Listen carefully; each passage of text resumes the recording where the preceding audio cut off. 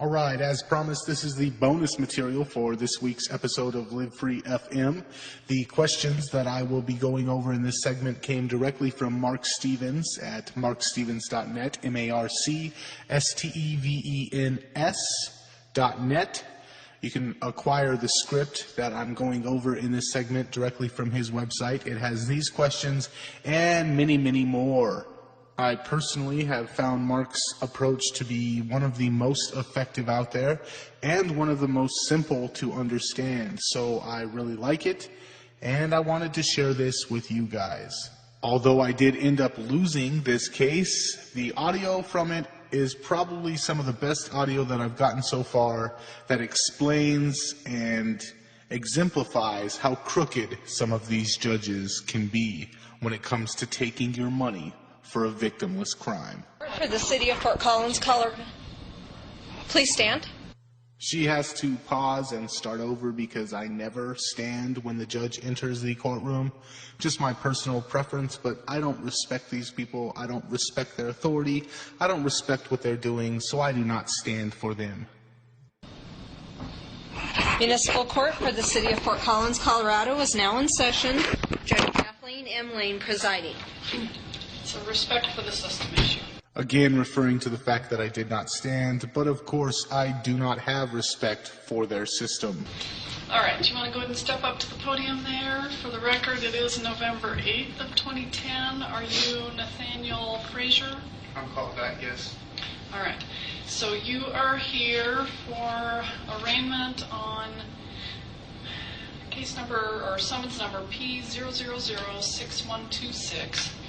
This is a camera radar red light summons and complaint.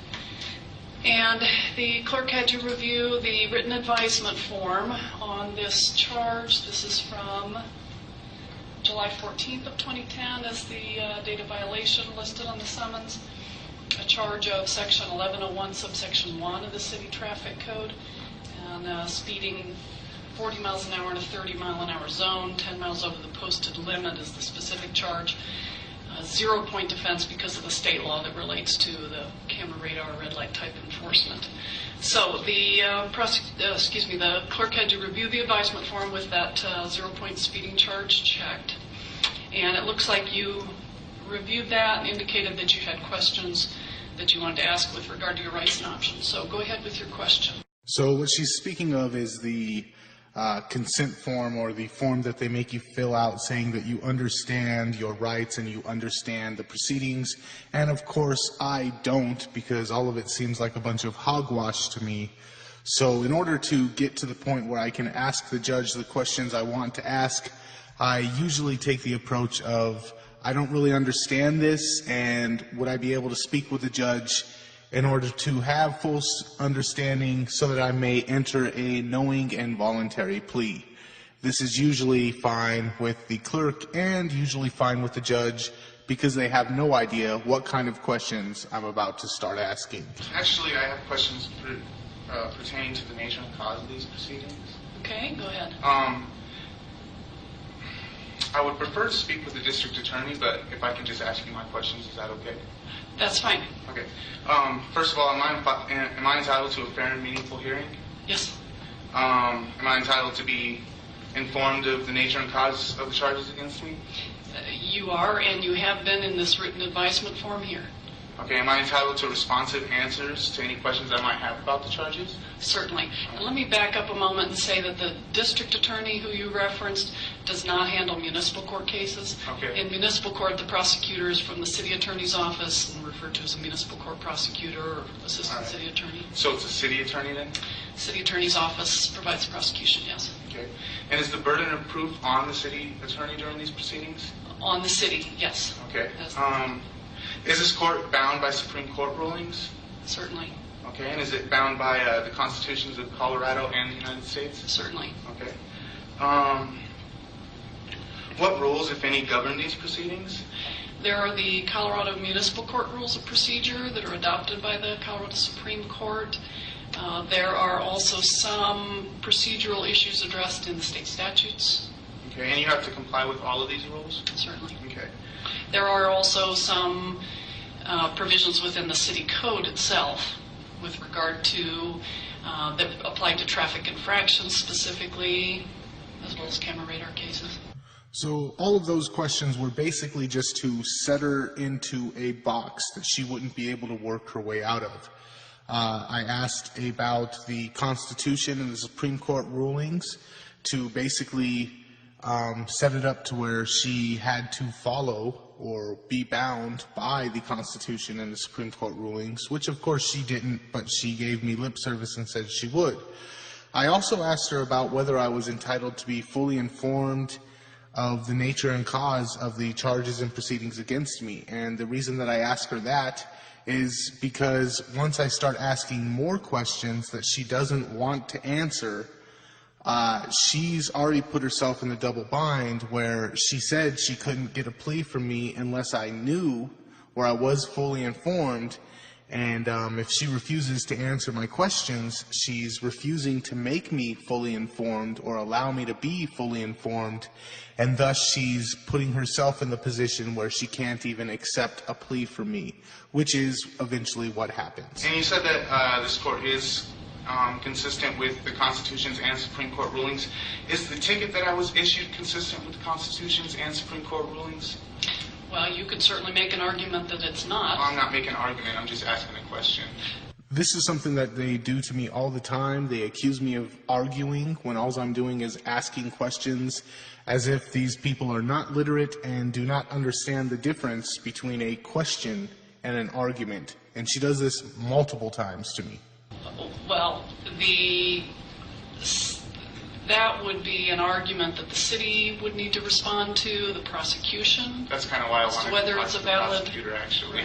So if there's some kind of motion you want to file, then the prosecution would need to be here to argue. Well, I might move to dismiss, but I have a couple more questions I'd like to get answered, if that's okay. And there she does a very classic diversionary tactic that they like to take. She knows damn well that the ticket is not consistent with the Constitution. It does not allege a violation of a known legal right. It does not allege any sort of injury. She knows that it's not consistent with Supreme Court rulings, which declare that a crime must have corpus delicti. And she knows that the ticket does not allege corpus delicti. But rather than answering the question honestly, she diverts me to the prosecutor, which is something that they like to do a lot. The judge will divert me to the prosecutor will divert me to the police officer. It's always a game of handing you off to the next lowest man on the totem pole, so if you do get your case dismissed, they can blame it on the guy underneath them and avoid making themselves look bad. Is there an allegation of injury with this particular citation? Injury to an individual? Is it an allegation of injury at all? I would have to have the prosecution respond to that question. Okay. All I have is the face of the ticket itself, charging a speeding violation, no indication that there's any kind of accident. And how does a plaintiff acquire standing in this court? And I ask that question because it's been ruled multiple times by higher courts that in order to acquire standing, a plaintiff needs to allege a violation of one of their rights. And they need to allege that because of that violation, they suffered some sort of injury, and thus they are entitled to some sort of damages or monetary compensation. And none of that is alleged on this ticket. She is, of course, aware that according to case law, the requirements for standing have not been met, so she defers me to statutory law in a way to get around that. The city files a summons and complaint. One of the officers, in this case, the ticket indicates it's Officer Dennis Hallberg who signed it, badge number FCC 140. Okay, and will I be allowed to cross-examine that officer if it does come to a proceeding? If you plead not guilty and the case is set for trial, the city would certainly have the officer here to testify, yes, and you would have the opportunity to cross-examine. It does indicate that on the rights on that written advisement form that you reviewed. Number 5 says at trial to testify or not, to present evidence and cross-examine witnesses for the city. Okay. I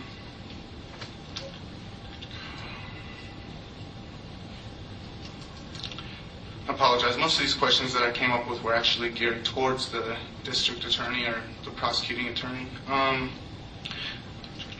Again, this is my first time trying this approach that I learned from Mark, and I was not completely prepared as I did not exactly know what to expect, so I did make a few mistakes, and I went in there with the wrong armament for the wrong situation, but I made the best out of the situation that I could. And you said he has the burden of proof in this. Does he have the burden of proof on every element of this crime? The city has the burden of proof, yes, with regard to the charge itself and all the elements. And going into this, am I presumed innocent of the crime? Certainly. And am I presumed innocent of every element of the crime? Certainly. And is not jurisdiction an element of the crime? Certainly. So am I presumed innocent of jurisdiction then? The city would have to allege, as they have in the summons and complaint, and have to prove that the incident happened within the city of Fort Collins. I'm not really a lawyer. I don't really understand most of this. I just need a yes or no. Am I presumed innocent of jurisdiction of this crime? This is a question that she does not want to answer. The reason being is that if she admits that she presumes to not have jurisdiction, if she admits that she presumes me innocent of every element, including jurisdiction, that is basically her saying that she presumes not to be able to even hear the case. It's a fatal flaw in their system. It's necessary to uphold the veil of legitimacy that they have this propaganda, that they tell you that you're presumed innocent. They do not presume you innocent, but they tell you that they do. And when you look at just the jurisdiction element of the crime, it is obvious that they do not presume you innocent. But they will say so, and when you hold their feet to their fire, they get very uncomfortable.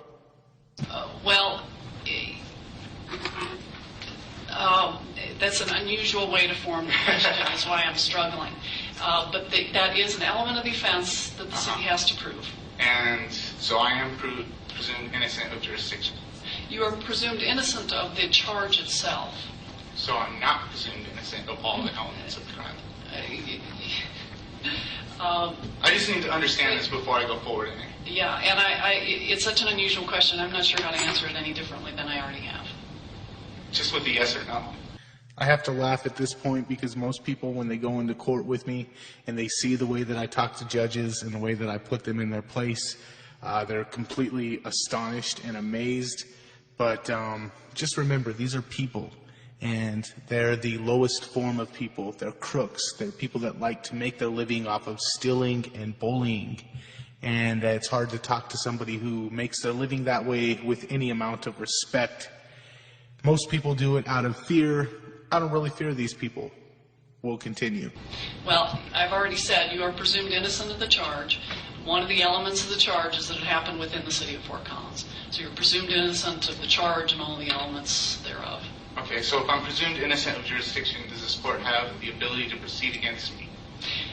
Yes, because the allegation is that it happened within the city of Fort Collins, and so it's appropriate to go ahead and proceed with the summons and complaint presented as it has been. And if you listen to that last clip, you can tell that she's been caught on her lie, and she knows she's been caught, and you can hear the fear and the trembling in her voice, the choppiness in her voice. This is what happens when you stand up to a bully. And who has to prove that I'm within the city of Fort Collins? The city is the prosecution would need to provide that evidence. And do they have any facts on record to prove that I'm, even right now, within the city limits of Fort Collins? Do they have any facts on record to prove that you're in the city of Fort Collins? The prosecution would have to respond to that type of question. See, most of these questions actually... You're getting into the charge itself. If you want to ask that the arraignment date be postponed for 2 weeks so you have time to file a written motion and the city can respond, and then we determine whether that motion is granted or not, and if not, if the motion to dismiss is denied, then it would be set for trial, and then you can have a trial on the charge itself if you choose. Again, the question is too difficult for her to answer, so once again, I am deferred to the prosecutor. And that's her way of keeping herself out of the spotlight. We'll continue. Okay. You already said that I am entitled to a fair and meaningful hearing, right? Yes. Okay. Could I get a fair and meaningful hearing if there was a conflict of interest? I would assume you would argue no.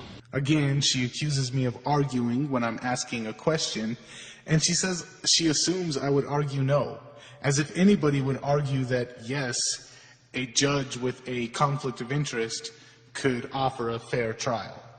No, I'm asking you what the answer is. I'm not going to argue about it. Well, what kind of conflict of interest are you talking Well, about? if you represented a party to the proceedings, would that be a conflict of interest? Certainly, and I would not do that. And if there were any conflict that I had, I would recuse myself. So you heard her say it, folks. She said that if she represented a party to the proceeding, it would be a conflict, and if that conflict existed, she would recuse herself. Okay, you would recuse yourself. So you wouldn't seek to enforce any judgment against me if there was found to be a conflict of interest? If there was I'm not sure what you mean. If there was a there's conflict a of conflict, interest. we would deal with the conflict, Okay. remove the conflict before the case ever went to trial. Okay. If you go to trial, you're found guilty, then the court would enforce a judgment, a All right. collective judgment. And who do you represent in these proceedings?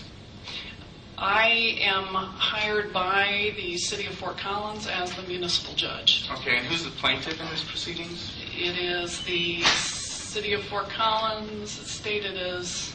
Oh, snap. She just said she represents the city of Fort Collins and is paid for by the city of Fort Collins. And when I asked her who the plaintiff to the proceedings was, she said that the plaintiff is also the city of Fort Collins. She realizes that she just admitted that she represents and is paid for by a party to the proceedings. And let's see how she tries to get out of this. A lot of backpedaling, a lot of stuttering, maybe? Let's find out.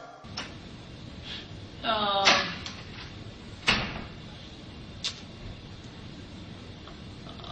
me see how they specifically has it worded. It's a charge, again, defendant, they allege that it's a charge committed against the people of the city of Fort Collins.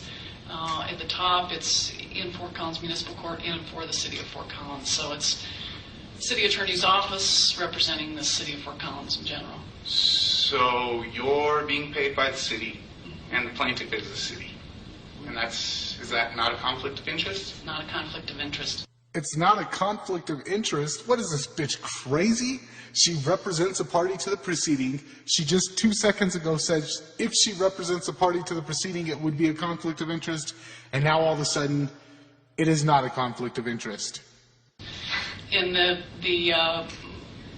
county and district court systems, you're going to find a similar situation. It's the taxpayers that are paying the judge as well as the taxpayers paying the prosecution, which is a public official.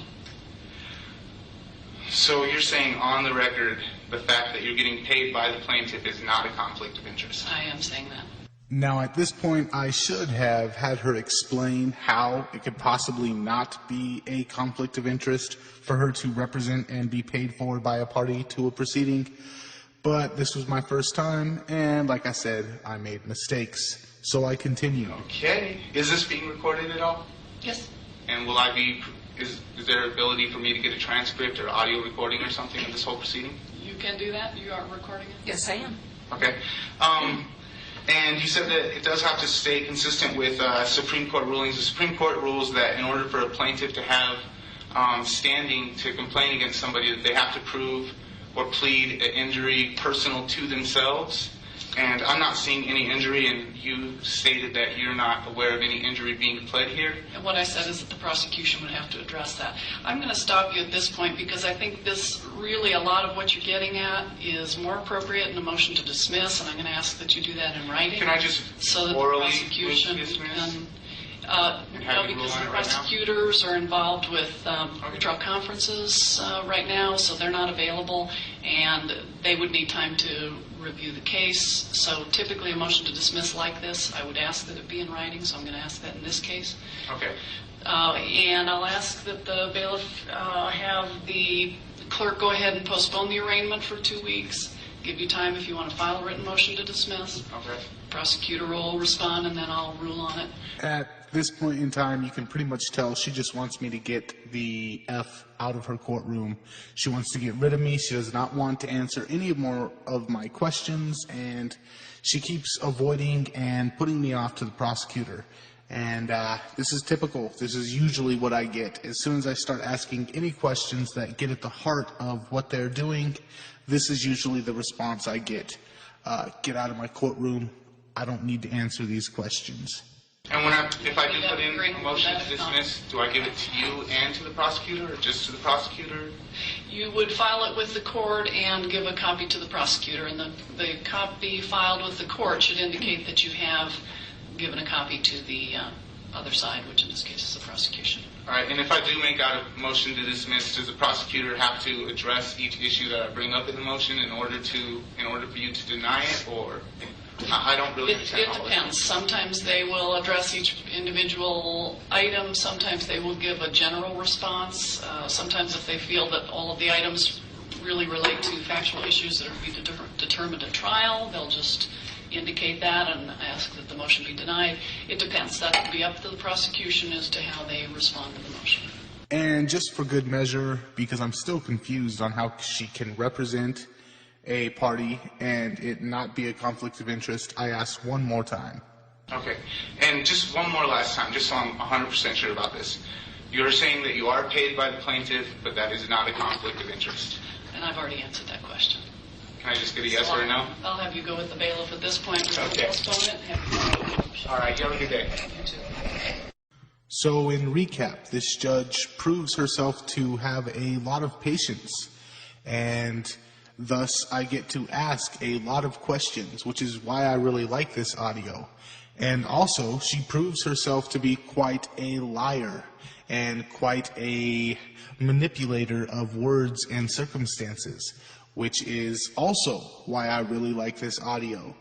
A few things that I do differently now, I make them explain. If they say something and it doesn't make sense to me, I demand that they explain. If she says, or if any judge says, it's not a conflict of interest, I hold their feet to the fire. I say, how could it not be a conflict of interest? If they say, well, the city has to prove this, I'll ask them, what do you mean when you say the city? What exactly is the city? What are you talking about? I don't let them just get away with using these words that have nothing to refer to them. I want them to give me the referent. I want to understand what they're saying. They need a voluntary and fully understood plea. I want to fully understand. Also, I don't beat them over the head. Usually I've found, since this incident, I have found that it's better just to get in, get out, make my point real quick, and let the cards fall where they may. If I've gotten through the first set of questions and a judge doesn't throw it out right then, beating them over the head with the facts is probably not the most effective thing to do.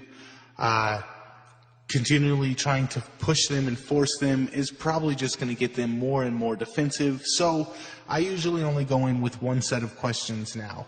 What I like to go in with that I didn't go in with this particular time, and what I found to be most effective, at least at the judge level, is just to simply ask, Your Honor, is this court bound by the Constitution and Supreme Court rulings? They'll usually say yes, and then I'll say, okay, would I have to enter a plea if there wasn't a crime presented? And since there's not a crime presented, I've never had them answer that question once. Usually it's continuance or dismissed. But these are the things that you learn. Subsequently, I learned that when you go in there and beat a judge over the head with the fact that they're a fraud, then every time you go before that judge again, as is the case with this lady, they usually don't care. The last time I went before this lady, I had cops, like 6 or 7 cops in the courtroom taking pictures of me. I got a ticket in the parking lot of the court while I was in there, and when I was leaving the court, I got followed by 5 or 6 police cars and ticketed again for the exact same infraction that they ticketed me for while I was in court. So this judge was very threatened by this, and I would only be able to say that the reason I believe that they feel so threatened that they go to such extreme measures is because their entire lifestyle, their entire reality is built on a house of cards. Their authority is built on a house of cards.